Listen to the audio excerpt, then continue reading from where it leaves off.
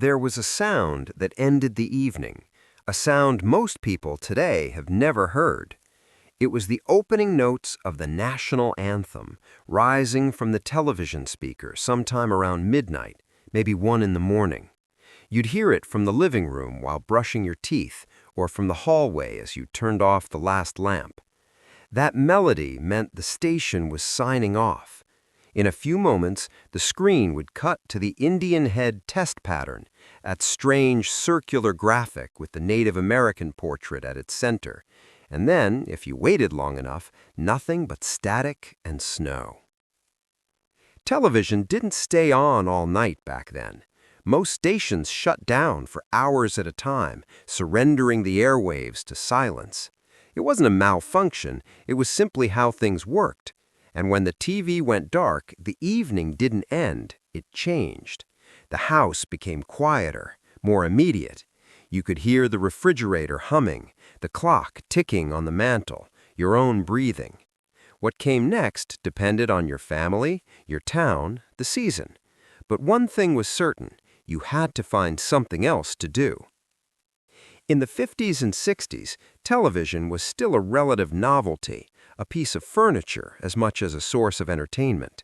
Sets were heavy, encased in wooden cabinets, and they occupied a place of honor in the living room. Families would gather after dinner to watch I Love Lucy, The Ed Sullivan Show, or Gunsmoke, the blue-gray light flickering across their faces. But programming was limited. Networks didn't run content around the clock. Prime time ended, late-night movies wrapped up, and when the station operator decided it was time, usually between midnight and 1 o'clock, the broadcast day simply concluded. The sign-off ritual was almost ceremonial. An announcer would come on and deliver a brief statement. This concludes our broadcast day. WXYZ operates at such and such frequency with such and such power, licensed by the Federal Communications Commission. Then came the national anthem, sometimes the Star-Spangled Banner, sometimes America the Beautiful. You'd see footage of fighter jets soaring through clouds, or the flag waving against a blue sky, or sometimes just a static image with the music playing over it. When the anthem ended, the screen cut to the test pattern. That Indian head graphic, introduced by RCA back in 1939, became the face of television's off hours for millions of Americans. Engineers used it to calibrate equipment, but for viewers it was just a signal. The night is yours now. If you stayed up past sign-off, maybe you were a teenager testing curfew, or an insomniac, or someone working a night shift, you'd be greeted by that static hiss, that crackling blizzard of white noise. It filled the room with an eerie, monotonous sound. Some people found it unsettling. Others found it strangely soothing, like radio static or rain on a tin roof. But most people didn't stick around for it. When the TV signed off, you turned it off. You went to bed, or you found another way to spend the remaining hours. And that's where the memory becomes tender, because what families did in those post-sign-off hours revealed something about who they were. In some homes, parents would sit together at the kitchen table with a deck of cards, gin rummy, canasta, pinochle, playing hand after hand while the percolator burbled on the stove. The overhead light cast a warm yellow glow. The Formica tabletop was cool under your forearms. You could hear the shuffle of the cards, the soft slap as they were laid down, the occasional laugh or groan. No one was in a hurry. There was nowhere else to be. Other families used the time to talk. Real talk, not the distracted kind that happens during commercial breaks.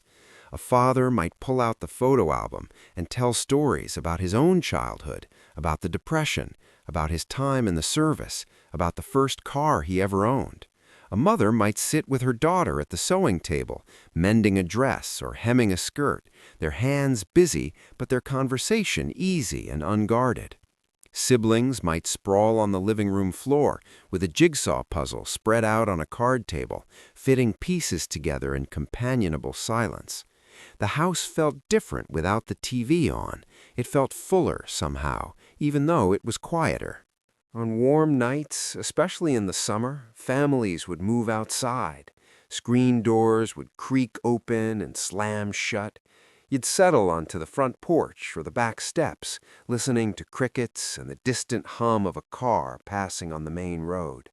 Neighbors might call out from their own porches, "Nice night, isn't it?" "Sure is." That was enough. You didn't need more. Sometimes a radio would be on, low and crackling, tuned to a distant AM station playing big band music or a late-night call-in show. The air smelled like cut grass or honeysuckle or the faint char of someone's backyard grill from earlier that evening. You could see fireflies blinking in the hedges. The sky felt bigger without the television pulling your attention inward. Children, of course, were usually in bed by the time the TV signed off, but on weekends or during summer vacation, the rules loosened. A kid might be allowed to stay up late, curled on the couch under an Afghan, watching whatever was on until the anthem played. When the test pattern appeared, that was the signal, time to head upstairs. The house would settle into its nighttime rhythm. Floorboards creaking, pipes ticking as they cooled, the soft murmur of parents' voices drifting up from the kitchen. You'd lie in bed, still half awake, replaying the evening in your mind. The comfort of routine, the knowledge that tomorrow would unfold in much the same way. By the early 70s, things began to shift. NBC had introduced The Tonight Show back in the 50s, but in 1973, Tom Snyder launched Tomorrow, which pushed sign-off times even later for NBC affiliates. Other networks followed suit, filling the late-night hours with movies, talk shows, reruns. Cable television arrived in more homes, bringing channels that never signed off at all. ESPN launched in 1979, broadcasting sports around the clock, even if it was Australian rules football at 3 in the morning. The era of the test pattern was ending. By the mid-80s, most stations had abandoned sign-offs altogether, opting for 24-hour programming or at least infomercials to fill the dead air.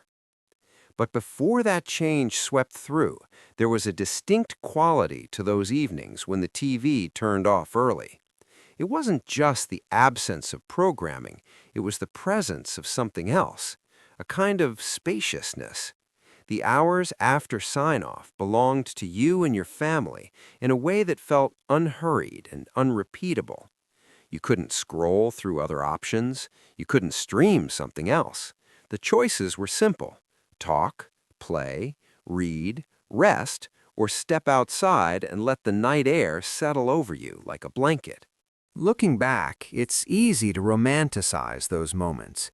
Not every family used the time well. Not every household was harmonious.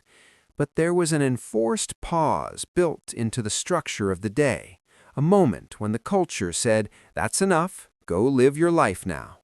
And many of us did. We played board games that stretched past midnight, arguments flaring over monopoly money and disputed rules.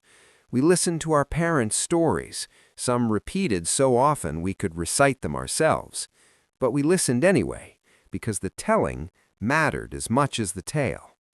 We folded laundry together, made popcorn on the stove, flipped through mail-order catalogs, circling things we'd never buy, just dreaming. We sat in the quiet and let our thoughts wander, something that feels almost impossible now. We live now in a world that never signs off. Screens glow at all hours, content flows endlessly. The evenings when the TV turned off early weren't perfect. They were simply different. They held a certain rhythm, a certain texture that many of us carry with us still. The sound of the national anthem at midnight, the flicker of the test pattern, the static hiss that followed, and then the quiet house, the dark street, the family still awake and together. So here's my question for you. When the TV signed off in your house, what did you do? Did your family have a ritual? Did you stay up talking, or did you head straight to bed? Did you sit on the porch, or play cards, or flip through a magazine by lamplight? Share your memory below. Let's rebuild that quiet together, one story at a time.